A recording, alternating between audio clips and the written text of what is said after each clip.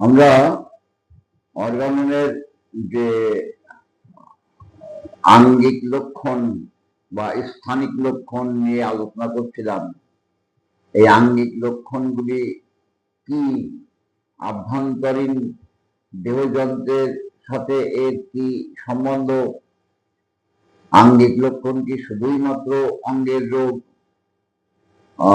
বা স্থানিক রোগটা কি শুধুই মাত্র স্থানিক রোগ, একে ট্রিটমেন্ট করতে গেলে কি শুধু স্থানিক মলম, ইনজেকশন বা লোশন, মালিশ ইত্যাদি দ্বারা করা উচিত কি না, এ সমস্ত নিয়ে আমরা আলোচনা করেছিলাম।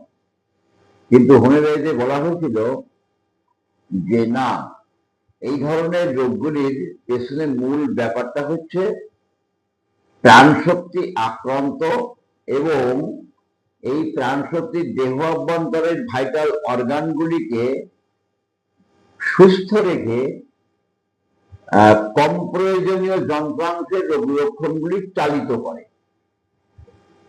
অর্থাৎ বহিরঙ্গে বা আঙ্গিকভাবে লক্ষণগুলি চালিত হয়। এবার আমরা এই ধরনের রোগী, এখানে কথা বলা যাক, আমরা বলছি 208 নম্বর সূত্র। আমরা এখানে আলোচনা করতে পারি আঙ্গিক লক্ষণ যুক্ত রোগ বা স্থানিক রোগ লক্ষণ বা রোগফল বা সর্বাঙ্গীন রোগ, যাই হোক না কেন, আমরা রোগীকে চিকিৎসা করতে গেলে যেভাবে আমাদের তার মধ্যে থেকে এই লক্ষণগুলি বের করে নিতে হয়, তার জন্য আমাদের 84 নম্বর থেকে 104 নম্বর অর্গান অনুষ্ঠেদে রোগীর কেস রেকর্ডের নিয়মটা দেওয়া আছে। তা বাদেও হ্যানিম্যান সাহেব এখানে আরো কিছু কথাবার্তা বলছেন, সেগুলি আমাদের অবগতি রাখা প্রয়োজন। সেটা কি? রোগীর বয়স, এই ধরনের রোগীদের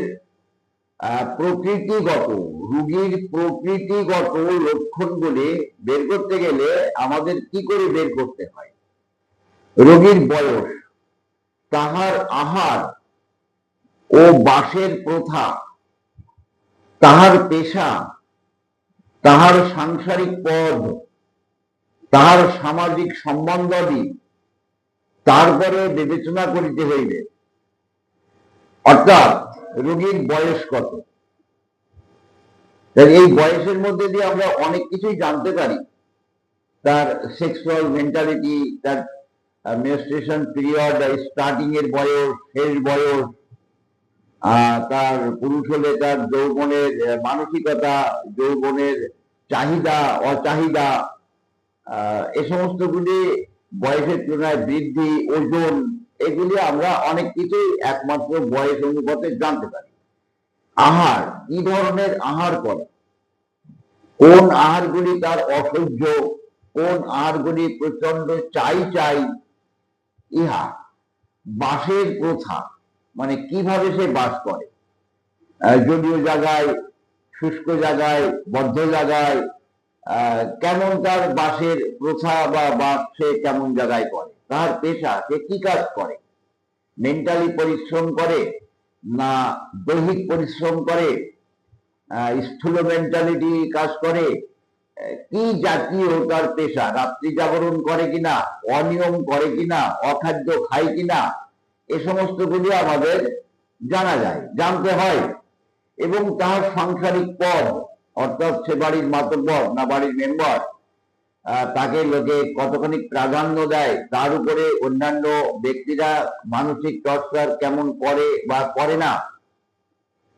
তার সামাজিক সম্বন্ধ, অর্থাৎ তাকে সমাজে কেমন ভাবে লোকে তাকে দেখে, দাতা, বুদ্ধিমান, জ্ঞানী, কৃপণ, মাতাল ইত্যাদি ইত্যাদি ভাবে কে কিভাবে তার সামাজিক সম্বন্ধ কেমন, তারপরে বিবেচনা করিতে হইবে। উদ্দেশ্য এই সকল তাহার রোগের বৃদ্ধি করিয়াছে কিনা নির্ণয় করা। অর্থাৎ এর মধ্যে যে আমরা তার জেনারেলিস্টটা পাই, সর্বাঙ্গীন হীরার বৃদ্ধি, ঠান্ডায় ভালো লাগে না, বদ্ধ ঘরে ভালো লাগে না, টক খাবার খেলে আমি অসুস্থ হই, মিষ্টি পছন্দ হয় কিন্তু সহ্য হয় না, লবণ চাই চাই, লবণ একদম আমি খেতে পারি না, আমি গরম খাবার পছন্দ করি, ঠান্ডা খাবার পছন্দ করি, আমি বাসি পান্তা খাই, আমি দুধ সহ্য করতে পারি না, এই রকম ভাবে তার রাত্রি জাগরণ তার সহ্য হয় কিনা, বলা হচ্ছে উদ্দেশ্য কি, এই সকল তাহার রোগ বৃদ্ধি করিয়াছে কিনা নির্ণয় করা। আচ্ছা, বা কি পরিমাণে ইহারা চিকিৎসায় সহায়তা বা বাধাদান করিতে পারে, বা এই ধরনের অবস্থাগুলি বাধাদান করছে কিনা, চিকিৎসার মধ্যে বাধাদান করছে কিনা এক, বা এই ধরনের রোগগুলি উৎপত্তি হওয়ার পেছনে এই এই উত্তেজক কারণগুলি কিছু ছিল কিনা, এগুলি আমাদের জানা প্রয়োজন।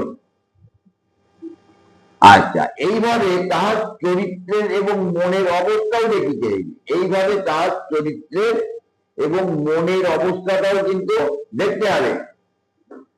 আচ্ছা, জানিতে হইবে তাহার চিকিৎসকের কোনো বিঘ্ন উপস্থিত করিতেছে কিনা, বা আমরা যে ট্রিটমেন্ট রুগীটাকে করছি সেই রুগীটা ট্রিটমেন্টে বাধা দান করছে কিনা, তার খাওয়া দাওয়া, চলাফেরা, শোয়া, উঠা বসা, কাজ কর্ম, চিন্তা ভাবনা, বা তার উপরে টর্চারিং, তার উপরে মানসিক আঘাত ইত্যাদি ইত্যাদি দ্বারা কিছু বাধা সৃষ্টি করছে কিনা, অথবা তাকে পরিচালিত, উৎসাহিত বা সংযত করা আবশ্যক কিনা। এর মধ্যে কিছু আছে আমাদের সংযত করতে হয়, এগুলি করো না, ওগুলি করো, ওইগুলি উপদেশ দেওয়া, জ্ঞান দেওয়া, এগুলি আমাদের কিছু করতে হয়। উদ্দেশ্য প্রকৃতিগত বা চারিত্রিক বৈশিষ্ট্য অর্থাৎ কনস্টিটিউশন, তার ধাতুগত অবস্থাটা বের করে নেওয়া। কারণ আমরা জানি ন্যাট্রামিলের ধাতুগত অবস্থা একরকম, পাজেটলার ধাতুগত অবস্থা একরকম, সিপিয়ার ধাতুগত অবস্থা একরকম, সরিনামের ধাতুগত অবস্থা একরকম, সালফারের ধাতুগত অবস্থা একরকম, লাইকোপোডিয়ামের একরকম, ক্যালকেরিয়া কার্বের একরকম, ক্যালকেরিয়া ফসের একরকম, ফসফরাসের একরকম। এক একটা মেডিসিন কিন্তু এক এক জাতীয়, এক এক রকমের কনস্টিটিউশন, সেইগুলিকে বুঝবার জন্য এইগুলি পুঙ্খানুপুঙ্খ রূপে যাচাই করে আমাদের নেওয়া প্রয়োজন। এরপরে আমরা 209 কিছু বলবো, এইটি শেষ হইবার পরে, অর্থাৎ এইগুলি যেগুলি আমি বললাম এইগুলি শেষ হবার পরে রোগীর সহিত পুনঃ পুনঃ কথোপকথন দ্বারা পূর্ব প্রদত্ত উপদেশ অনুসারে তাহার রোগের যতদূর সম্ভব পূর্ণ প্রকৃতি অঙ্কিত করিবার চেষ্টা করা চিকিৎসকের কর্তব্য। রোগীর সাথে কিছু সময় কথা বললে, একদিন হোক আর 7 দিন হোক, রোগীর সাথে মন খুলে কথা বললে তার ধরন ধারণ, চলন ফেরন, গঠন, কাজ কর্ম বা মানসিকতা ইত্যাদি জানা যায়। দুঃখ প্রবণ না মন মরা, ক্রুদ্ধ না খিটখিটে, বিরক্তি না বিস্মরণশীল, অন্যমনস্ক ভাব কিনা, ক্রন্দনশীল কিনা, ইত্যাদি ইত্যাদি আমরা কিন্তু জেনে নিয়ে পুঙ্খানুপুঙ্খ রূপে সেগুলি লিপিবদ্ধ করে নিতে পারি। এত দ্বারা সর্বাপেক্ষা, তাহলে প্রথমে যে লক্ষণগুলি নিলাম, প্রথমে 208 যে কথাগুলি বললাম, যে আহার, বেশভূষা, পোশাক, খাদ্য খাবার, চলাফেরা, গার্হস্থ্য সম্বন্ধ সকল, তার ইত্যাদি ইত্যাদির মধ্যে থেকে আমাদের কি বের করে নিতে হবে, এত দ্বারা সর্বাপেক্ষা আশ্চর্য ও অসাধারণ, আশ্চর্য এবং অসাধারণ। হ্যাঁ, দেখা গেল ঠান্ডা লাগলে ভালো লাগে, কিন্তু জলে স্নান করলে তার রোগ লক্ষণ বাড়ে। সেই এত শীতকাত স্নান করতে চায় না, কিন্তু স্নান করলে সেই বরং একটু ভালো বোধ করে। এই যে মধ্যে আশ্চর্য, অদ্ভুত লক্ষণ, আশ্চর্য লক্ষণ, সর্বাপেক্ষা আশ্চর্য এবং অসাধারণ প্রকৃতিগত লক্ষণগুলিকে তিনি স্ফুটতর করিতে পারিবেন। অর্থাৎ রোগীর সাথে কেস রেকর্ড করে যদি আমরা এইভাবে লক্ষণগুলি সংগ্রহ করতে পারি, তাহলে প্রকৃতিগত বা ধাতুগত ভাবে আমরা রোগীর মধ্যে থেকে আশ্চর্য এবং অসাধারণ লক্ষণগুলি বের করে তার একটা চিত্র অঙ্কন করতে পারি। অর্থাৎ আমাদের তো সবসময় treat the patient are not the disease. আমাদের যে টিউমার হয়েছে বলে সোজা খাও, আঁচিল হয়েছে বলে সোজা দাও, বা এক্সিমা হয়েছে বলে ছালপাত দাও, বা ওই ন্যাট্রাম সল দাও, একটু ফাটা ফাটা আছে বলে আমি ফাটা গ্রামাইন দিলাম, এরকম ধরনের তো আমাদের কোনো কথা নেই। স্থানিক লক্ষণগুলিকে গুরুত্ব না দিয়ে রোগীর প্রকৃতিগত লক্ষণ, যেগুলি নিয়ে আমি কথা বলছি, এই প্রকৃতিগত লক্ষণের মধ্যে আশ্চর্য এবং অসাধারণ লক্ষণগুলি কি আছে সেইগুলি আমাদের বের করে নেওয়া প্রয়োজন, এবং তাদের সাহায্যে প্রথম অধিকতর এই লক্ষণগুলির সাহায্যে প্রথমে অধিকতর লক্ষণ সাদৃশ্য সম্পন্ন সরাগ্ন বা অন্য ঔষধ মনোনয়ন করিয়া চিকিৎসা আরম্ভ করিতে এবং অগ্রসর হইতে পারিবেন। তাই আমরা যখন এইভাবে স্থানিক রোগ ট্রিটমেন্ট করব বা একপার্শ্বিক রোগ চিকিৎসা করব, আমাদের জানতে হবে এই রোগগুলি কিন্তু অ্যাকিউট ডিজিজের মধ্যে পড়ে না, এগুলি কিন্তু ক্রনিক ডিজিজের মধ্যে পড়ে। আর এই ক্রনিক ডিজিজের পেছনে যে কারণ থাকে মাইজাম, সেই সোরা মাইজাম দ্বারা প্রাণশক্তি আক্রান্ত, না সাইকোমাইজাম দ্বারা প্রাণশক্তি আক্রান্ত, না সিন্থেটিক মাইজাম দ্বারা প্রাণশক্তি আক্রান্ত। তাই এইভাবে আমাদের ওষুধের যে গ্রুপ করে আমরা ওষুধকে নির্বাচন করি, অস্বাভাবিক অদ্ভুত বিরল লক্ষণগুলি বের করে নিই এবং সাথে মাইজমেটিক সম্বন্ধটাও আমরা জেনে নিই। জেনে নিয়ে যে ওষুধটা হয়তো দেখা গেল 3টে 4টে 5টা বেরিয়ে আসলো, হয়তো পাজেলা বেরোলো, লাইকোপোডিয়াম বেরোলো, ন্যাট্রাম সল্ট বেরোলো, সিপিয়া বেরোলো, এর মধ্যেও আবার আমাদের ইন্ডিভিজুয়াল করে দেখতে হবে যে সত্যি কি রুগীটা পালটেছিলাম না সিপিয়া, ন্যাট্রামিউরের না লাইকোপোডিয়ামের। এইভাবে যে ওষুধটার সাথে অধিকতর সম্বন্ধ থাকবে, অধিকতর সিমিলিয়ার হবে, অর্থাৎ এই সিমিলিয়ার বলতে গেলে সাদৃশ্যতর আর সাদৃশ্যতম, যত সম্ভব আমরা সাদৃশ্যতম করার চেষ্টা করব, না হলে সাদৃশ্যতর, না হলে সাদৃশ্য। এইভাবে আমরা সাদৃশ্যতর ওষুধটা নির্বাচন করে রোগীকে প্রয়োগ করে চিকিৎসায় অগ্রসর হব।